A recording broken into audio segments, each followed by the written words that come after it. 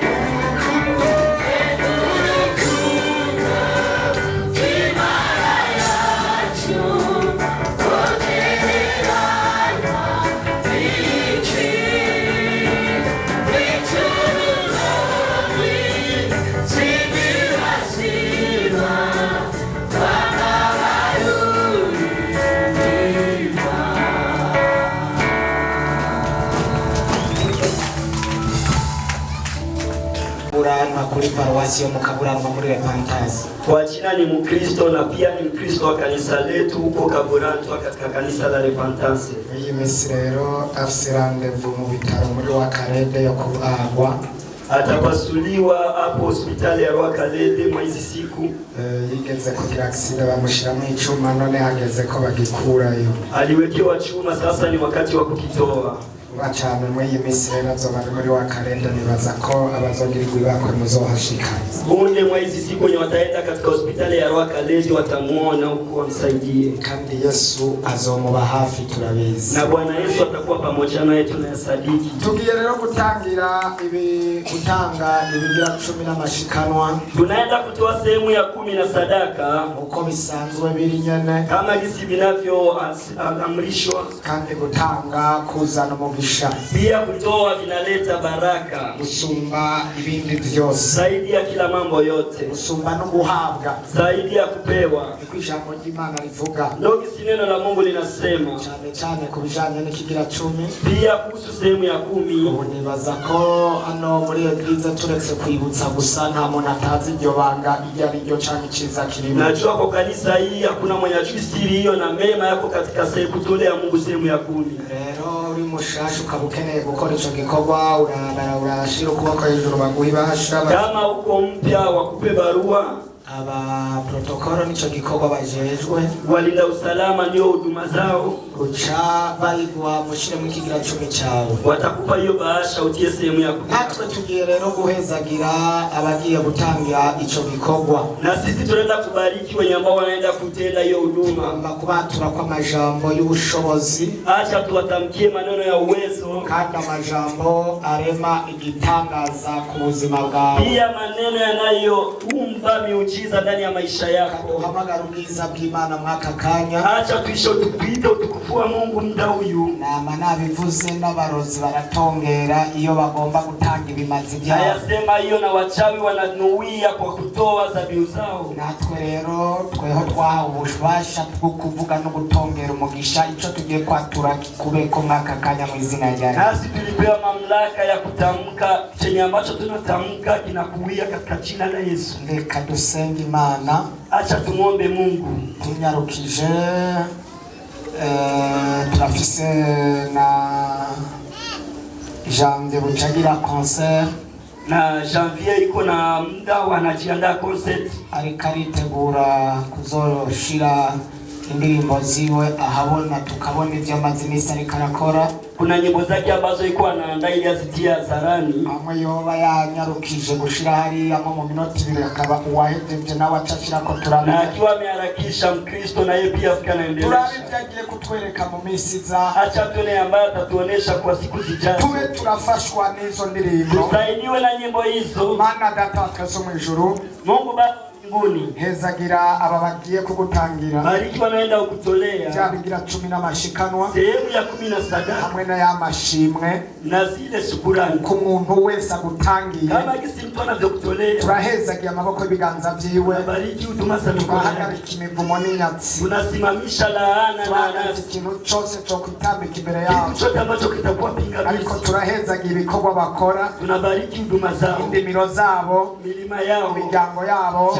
Zao. Ibikorwa byabo. Huduma zao. Turasenza Imana ngo imigisha ikomoka mu ijuru baturiki. Tunaomba Mungu baraka zinazotoka mbinguni. Ntabwo kwa masaha arengana. Kama gisi muda unairikwe neza nawe mu rwego rukomeye. Watendewe wewe vema. Ijuru rivyumve. Mbingu liyasabiki. Imiryango icayuguruka. Milango ifunguke. Byari bizitanye byose. Yaliyokuwa pingamizi. Uhereye umwanya. Kuanzia muda huyu. Ubagirire neza Mana.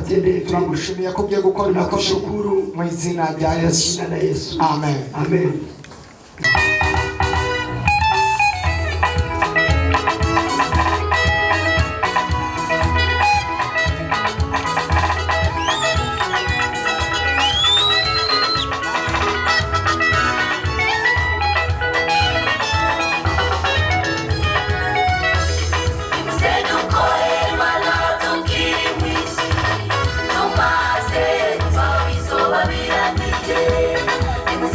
Kore